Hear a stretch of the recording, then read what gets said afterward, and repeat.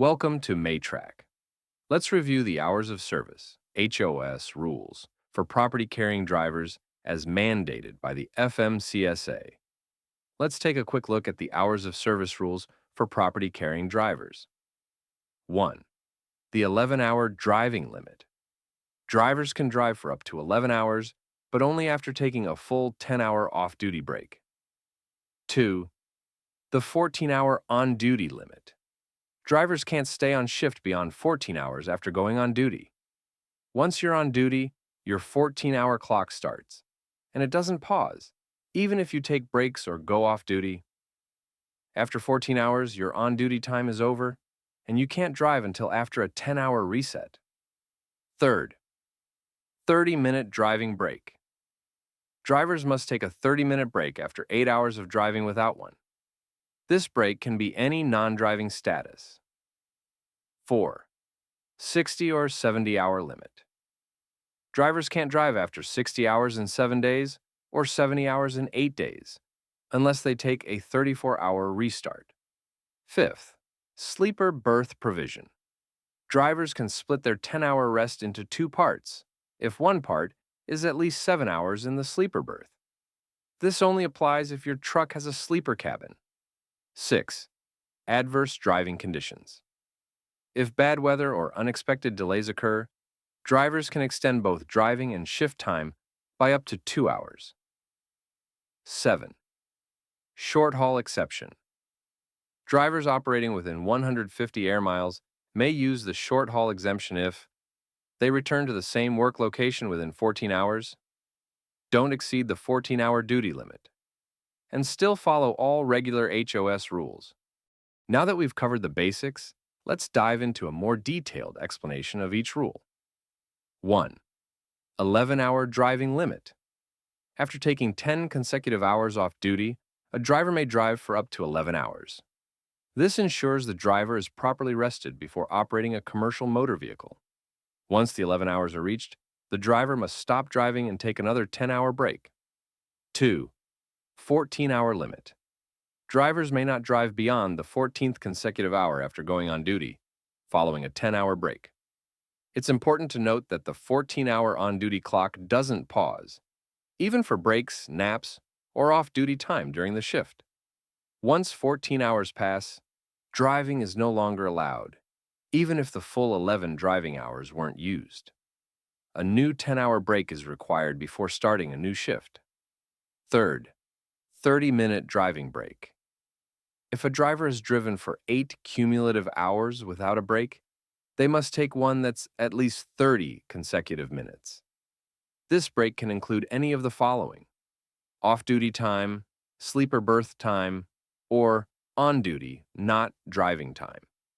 As long as it's 30 uninterrupted minutes, it qualifies. 4. 60 or 70-hour limit. Drivers are limited to 60 hours of on-duty time over 7 consecutive days, or 70 hours over 8 consecutive days. To restart the cycle, drivers must take at least 34 consecutive hours off duty. Note that if your 60 to 70-hour clock shows the least time left compared to your 11 and 14-hour clocks, it becomes your active limit. If you haven't taken your required 30-minute break, your time-to-break clock will also match the lowest active clock. Fifth, sleeper berth provision. Drivers can split their 10-hour off-duty period into 2 separate periods. To qualify, one part must be at least 7 consecutive hours in the sleeper berth. The other must be at least 2 consecutive hours in any off-duty or sleeper combination. Together, these 2 breaks must total at least 10 hours. When used properly, this split sleeper rule doesn't count against the 14-hour on-duty limit. Note that this rule applies only if your commercial motor vehicle has a sleeper berth. 6.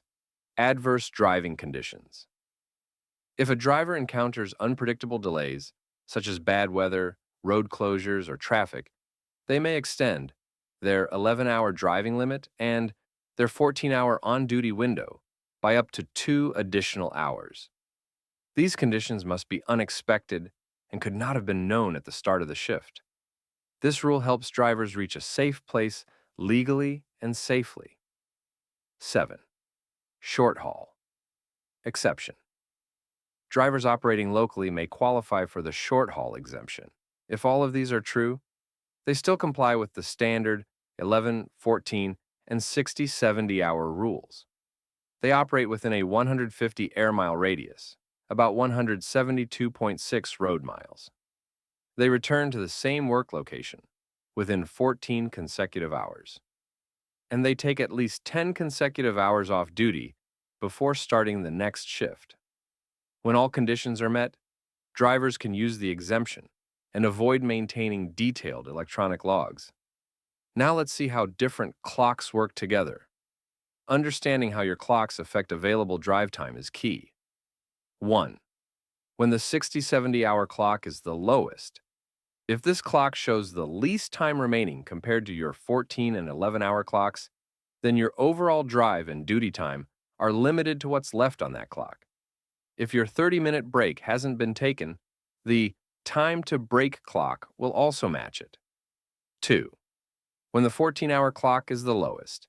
If your 14-hour on-duty clock is the smallest, it becomes the maximum time left to drive and stay on duty.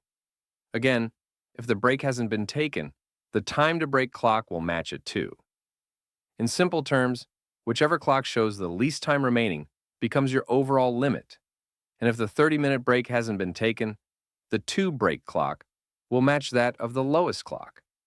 And that concludes your full guide to hours of service rules for property-carrying drivers.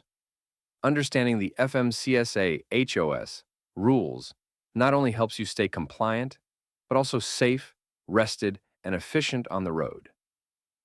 Thank you for choosing Maytrack.